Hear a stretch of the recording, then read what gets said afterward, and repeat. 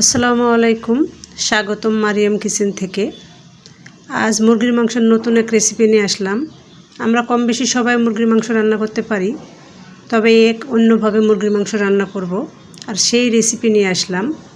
তাই এখানে 700 গ্রাম মতো মুরগি মাংস কেটে ধুয়ে পরিষ্কার করে নিয়েছি।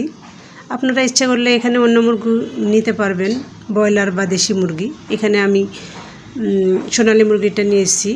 এখানে 2টা আলু মাঝখান দিয়ে 4 ভাগ করে কেটে নিয়েছি। এখানে 2টা টমেটো নিয়েছি, 1 কাপ পেঁয়াজ কুচি, 1 চামচ আদা পেস্ট, 1 চামচ রসুন পেস্ট, 1 চামচ জিরা গুঁড়া, 1 চামচ ধনিয়া গুঁড়া, কয়েকটা কাঁচামরিচ, স্বাদ মতো লবণ এবং রান্নার রেগুলার তেল দিয়ে দেবো 1 টেবিল চামচ। এখানে দারচিনি ও এলাচটাও দিয়ে দিলাম, একটা তেজপাতা দিয়ে সমস্ত উপকরণ খুব ভালোভাবে মাখিয়ে নেব। খুব সুন্দরভাবে হাতের সাহায্যে এই উপকরণগুলো মেখে নেব। মুরগির মাংস আপনারা অনেকভাবে রান্না করে খেয়েছেন, আমরাও খেয়েছি, কিন্তু এভাবে একবার হলেও রান্না করে খাবেন, ইনশাল্লাহ অনেক অনেক ভালো লাগবে। এভাবে হাতে মাখানো যে কোনো কিছুই বেশি স্বাদ লাগে, তাই মুরগির মাংসটা একবার হলেও রান্না করে খাবেন। তাই ভালোভাবে সমস্ত উপকরণ ভালোভাবে মেখে রান্নায় তুলে দেব।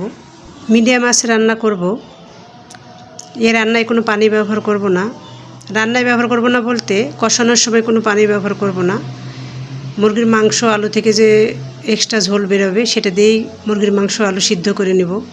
ঢাকনা খুললাম, খুলে আবার নেড়ে ছেড়ে দেব, দিয়ে ভালোভাবে কষিয়ে নেব। এই এক্সট্রা ঝোল দিয়েই মুরগির মাংস আলুটাকে ভালোভাবে কষিয়ে নেব। যে কোনো রান্নায় কষানোটাই হচ্ছে আসল।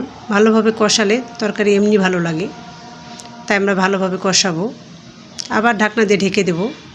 আমার রান্নার রেসিপিগুলো যদি আপনাদের ভালো লাগে তাহলে একটা সাবস্ক্রাইব করবেন, একটা লাইক ও কমেন্ট করে ভিডিওটি কন্টিনিউ করবেন। দেখুন কষাতে কষাতে কি সুন্দর কালার চলে এসছে, ঝোলও মোটামুটি শুকিয়ে গেছে। এখন ভালোভাবে আরেকটু কষাবো। কষানোর পর পানি ব্যবহার করব। এই পর্যায়ে ঝোল দিয়ে দেব। আমি আজকে একটু পাতলা ঝোল খাবো, তাই একটু বেশি পরিমাণ ঝোল দেবো। আপনারা যদি ইচ্ছা করেন একটু কষানো কষানো করে খাবেন, সেই ক্ষেত্রে একটু কম ঝোল ব্যবহার করবেন, কম পানি দেবেন। পানি দিয়ে ভালোভাবে ঢাকনা দিয়ে 10 মিনিট রান্না করব। তার আগে ভালোভাবে সমস্ত উপকরণ ভালোভাবে নেড়ে ছেড়ে দেবো, দিয়ে ঢাকনা দিয়ে রান্না করব। এখানে একটা কথা বলে রাখি, এখানে গরম পানি ব্যবহার করবেন। আমার সময় ছিল না, তাই আমি হালকা গরম পানি ব্যবহার করছি। আপনারা ফুটন্ত পানি গরম পানি ব্যবহার করবেন। গরম পানি ব্যবহার করলে তরকারির স্বাদটা অনেক গুণে বেড়ে যায়। তাই আবারও ঢাকনা দিয়ে ঢেকে দিলাম, দিয়ে ঢাকনা খুলে 10 মিনিট পর আবারও নেড়ে ছেড়ে দেব। দেখুন কালারটা কত সুন্দর হয়েছে। এদিকে আলু ও মুরগির মাংস ভালোভাবে সিদ্ধ হয়ে গেছে। আলু ও মুরগির মাংস দুটোই সিদ্ধ হয়ে গেছে। ঝোলটাও দেখুন কমে আসছে। এই পর্যায়ে 1 চামচ গরম মশলা গুঁড়া দেব। আপনারা ইচ্ছা করলে ভাজা জিরার গুঁড়াটাও দিতে পারেন। আমরা পছন্দ করি না, বা আমাদের পরিবারের তেমন কেউ পছন্দ করে না, তাই আমি স্কিপ করলাম। গরম মশলার গুঁড়া দিয়ে ভালোভাবে নেড়ে ছেড়ে দেব। দিয়ে দেখুন কি সুন্দর কালার হয়েছে, অনেক লোভনীয় লাগছে। আপনারা ইচ্ছা করলে ঝোলটা আরও কমিয়ে ফেলতে পারেন।